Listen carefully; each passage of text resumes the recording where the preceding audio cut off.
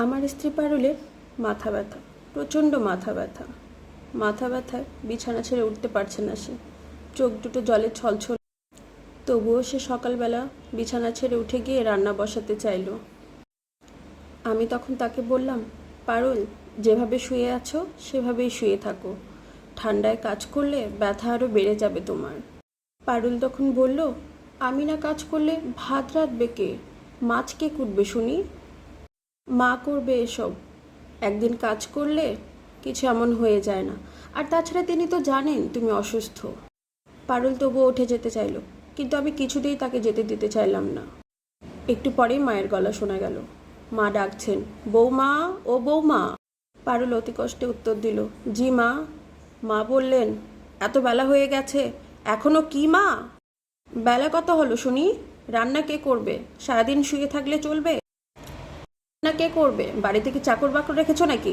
করে এসে রান্না করবে আর তুমি নবাব জাতির মতো শুয়ে শুয়ে থাকবে? এসব অসুখ টসুখ কিছু না, সব তোমার বাহানা। পারুল তখন চাপা স্বরে আমায় বলল, সব আপনার জন্য। দেখেছেন তো, বলেছিলাম না আপনাকে আমাকে যেতে দিন। সব সময় আমাকে বকা শোনান। আচ্ছা, আপনার কি ভালো লাগে আমি অপমানিত হলে? আমি অবাক দৃষ্টিতে ওর দিকে তাকিয়ে রইলাম আর আশ্চর্য হলাম মায়ের কথাগুলো শুনে। মা জানে সে অসুস্থ, তারপরও আমি মায়ের অযৌক্তিক কথাগুলোর কোনো প্রতিবাদ করতে পারলাম না। আচ্ছা, পৃথিবীর সব ছেলেগুলোই কি আমার মতো মায়ের কথার কখনো কোনো প্রতিবাদ করতে পারে না? মায়ের অশুদ্ধ আচরণগুলোর প্রতিবাদ করতে ভয় পায়? কেন জানি আমার একটা অজানা ভয় কাজ করে। পারুল অসুস্থ শরীর নিয়ে উঠে গেল বিছানা থেকে। তারপর রান্নাঘরে গিয়ে রান্নার কাজ শুরু করতেই মা বলল, বিয়ে হয়েছে তো 3 বছর, এখনো তো বাচ্চা কাচ্চা পয়দা করতে পারলে না। পারো তো শুধু অসুখ পয়দা করতে। ওসব অসুখ টসুখ কিছু না, সব ভাব, অসুখের ভাব। আসলে এইসব অসুখের তালবাহানা আমার বাড়িতে চলবে না। এসব তালবাহানা করতে হলে বাপের বাড়িতে যাও, বাপের বাড়িতে গিয়ে এসব তালবাহানা করো, এখানে এসব চলবে না। আমি আমার ছেলেকে আরেকটা বিয়ে করাবো। দেশে কি মেয়ের অভাব নাকি? আমি ভাবতে লাগলাম, কি থেকে কি শুরু হয়ে গেল। মা আমার এমনই, একটু সুযোগ পেলেই হলো। তবে আর উপায় নেই। পারুলকে তিনি ইচ্ছামতো বকবেন, অপমান অপদস্থ করবেন। এসব করে যে তিনি কি অমীয় প্রশান্তি পান আল্লাহই ভালো জানেন। আমি কিছুতেই মাকে বুঝতে পারি না। পারুলের প্রতি মায়ের অবহেলা বাড়তেই থাকছে যেন দিনে দিনে। একদিন পারুলের মা আমাদের বাসায় বেড়াতে এলেন। আমার শাশুড়ি মা যখন চলে যাবেন, মা তখন ঘর থেকে বের হয়ে এসে বললেন, বেআইন, দেখি আপনার ব্যাগটা একটু দেখি। পারুলের মা মৃদু হেসে ব্যাগটা মায়ের হাতে তুলে দিলেন। মা ব্যাগটা নিয়ে তার ঘরে গেলেন। ব্যাগের চেন খুলে ব্যাগের আনাচে কানাচে সবটাই মা দেখলেন। যখন কিছু পেলেন না, হতাশ মুখে ব্যাগটা নিয়ে ফিরে এলেন। মা ভেবেছিলেন পারুল হয়তো মহামূল্যবান কিছু আমার শাশুড়ির ব্যাগে দিয়ে দিয়েছে। তারপরে মা ব্যাগটা এনে আমার শাশুড়ির হাতে দিয়ে বললেন, বেআইন, আমি তো মজা করছিলাম, দেখছিলাম আমি যে মজা করি আপনি এই মজাটা কেমনভাবে নেন, আপনার মুখটা কেমন হয়ে যায়। আমার এই মজার জন্য আপনার অবস্থা কেমন হয় আমি দেখছিলাম।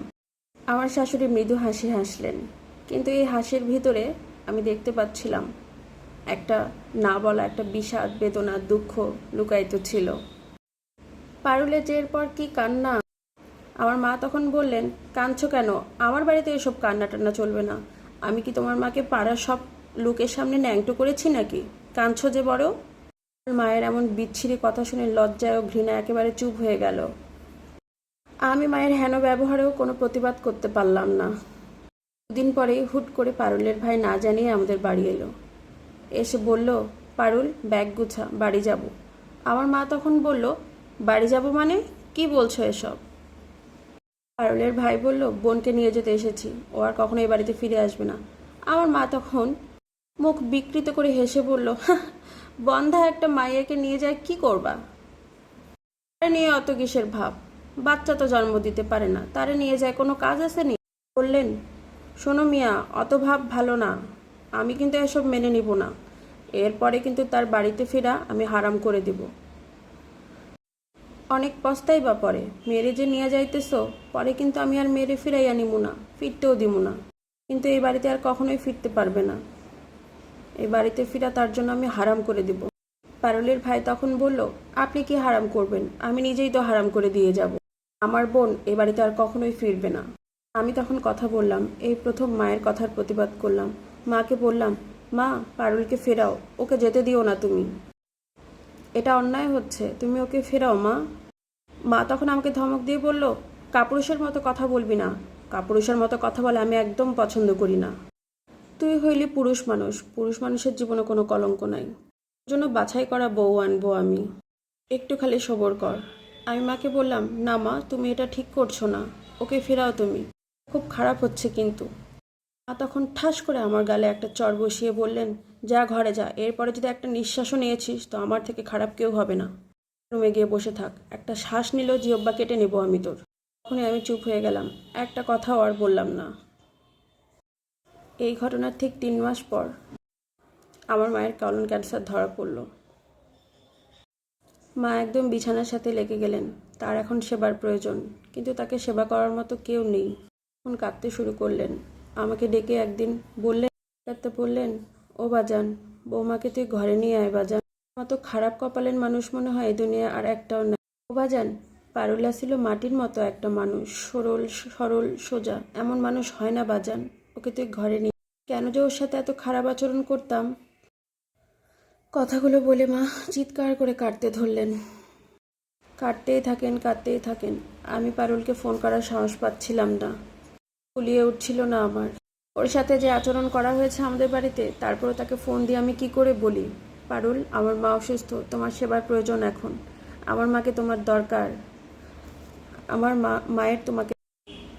সেই মা, যে মা কিনা দিনের পর দিন তোমার সাথে অত্যাচার করে গেছেন, বন্ধা বলে তোমাকে খোঁটা দিয়েছেন, তোমাকে অবহেলা করে গেছেন, সেই মায়েরই আজ তোমাকে প্রয়োজন।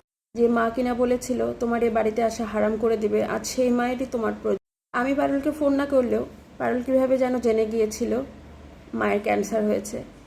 এই ভয়ঙ্কর দুর্দিনের কথা শুনতেই পারুল ছুটে আসে, কেউ তাকে আটকে রাখতে পারেনি। সে এসেই মায়ের কাছে বসে। মা তখন তার হাত ধরে বলে, পারুল, তুমি আইসো মা। তারপরে মা পারুলের হাত ধরে চিৎকার করে কাঁদতে শুরু করে। আমার মা পারুলের শাশুড়ি হন। শাশুড়ি হওয়ার পরও তিনি এক অদ্ভুত কাণ্ড করে বসেন। হঠাৎ করে পারুলের পা দুটি মা আঁকড়ে ধরে বসে বলেন, বৌমা, তুমি আমার মা হও, আমি তোমাকে মা ডাকলাম, আজ থেকে তুমি আমার মা। তুমি যদি আমারে ক্ষমা না দাও, তোমার পাও আমি ছাড়বো না। কাঁদতে লাগলো আর জোর করে মায়ের হাত দুটো পা থেকে ছাড়িয়ে নিয়ে বুকের কাছে সে হাত দুটো মুঠো করে ধরে বসলো। বলল, আপনার এই হাত দুটো আমার পায়ের জন্য নয়, এই হাত আপনার আর আমার স্বামীর, অর্থাৎ আপনার মঙ্গল কামনার জন্য। আপনি যদি এই হাত তুলে আল্লাহর দরবারে একবার দোয়া করেন, মাবুদ গো, তুমি আমার সন্তানের ঔরসে পবিত্র আরেক সন্তান দান করো মাবুদ। তুমি আমার পুত্রবধূর শূন্যকোল ভরে দাও মাবুদ। আল্লাহ, তুমি গাফুরুর রহিম, তুমি রহমানুর রহিম, তুমি দয়ার সাগর, দান করার মালিক তো তুমি আল্লাহ। মা তখন ফ্যাল করে পারুলের দিকে তাকিয়ে থাকে, যেন আজ কোনো কথা বলার শক্তি নাই তার, তিনি যেন আজ বধির হয়ে গেছেন। আমি আড়ালে আবডালে দাঁড়িয়ে থেকে ভাবলাম, মানে সময় থাকতে কেন বোঝে না, কেন সময় চলে যাওয়ার পরই তার বোধ হয়। সময়ে সব কিছু বুঝলে তো আর ছোট হতে হয় না, তাহলে আর সন্তানের স্ত্রীর অর্থাৎ পুত্রবধূর পাও ধরতে হয় না, তাই নাকি? সময় শেষ হয়ে যাওয়ার পরে বুঝে খুব একটা লাভ হয় কি? শেষ সময়ে এসে এই বোধটুকু না এনে শুরু থেকেই যদি আমার স্ত্রীকে বা সকলের স্ত্রীকে, ছেলের মায়েরা প্রতিদ্বন্দ্বী না ভেবে, পুত্রবধূ না ভেবে নিজের সন্তান, নিজের মেয়ে মনে করে, তাহলে সবার জীবনগুলোই কতটা সুখের, শান্তির, স্বাচ্ছন্দ্যের হয়। আমরা কেন যে ভুলে যাই, পুত্রবধূর জীবন অতিষ্ঠ করতে গিয়ে আমরা কোনো না কোনোভাবে নিজের সন্তান, নিজের ছেলের জীবনটাও অশান্তিতে ভরিয়ে দিই। আসুন না, আজ থেকে শুরু করি ভালো কিছু সূচনার। শাশুড়িরা পুত্রবধূকে নিজের সন্তান, নিজের মেয়ে, আর পুত্রবধূরা শাশুড়িকে মায়ের স্থানে বসাই। আমরাই শুরু করি, আমাদের হাত ধরেই শুরু হোক নতুন পথ চলার।